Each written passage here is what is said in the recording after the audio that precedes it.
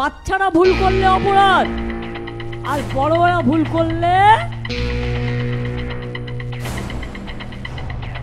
ভারতের রাজনৈতিক অঙ্গনে ফের এক নতুন বিতর্কের ঝড় তুললেন পশ্চিমবঙ্গের মুখ্যমন্ত্রী মমতা বন্দ্যোপাধ্যায়।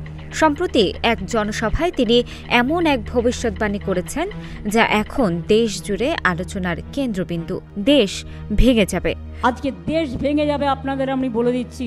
অপরদিকে উত্তাল দিল্লি, ভোট চোর গদি চোর স্লোগানে কাঁপছে রাজধানী।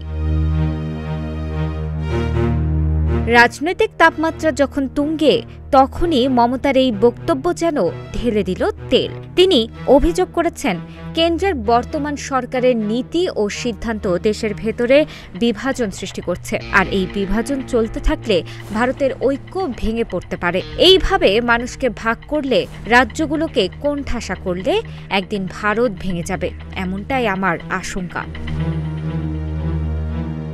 মমতার এই মন্তব্যের পরই রাজনৈতিক মহলে শুরু হয়েছে তুমুল প্রতিক্রিয়া।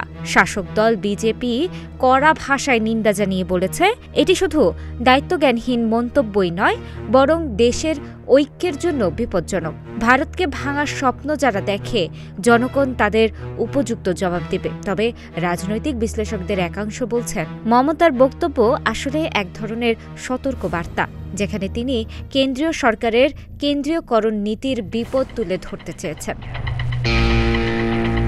মমতার ভবিষ্যৎবাণী কি নিছক রাজনৈতিক কৌশল, নাকি ভারতের রাজনীতিতে সত্যিই লুকিয়ে আছে ভাঙনের সম্ভাবনা, তা হয়তো সময় বলে দিবে। তবে বলা যায় যে এই মন্তব্য ভারতের রাজনীতিতে নতুন করে উত্তেজনা ছড়িয়েছে।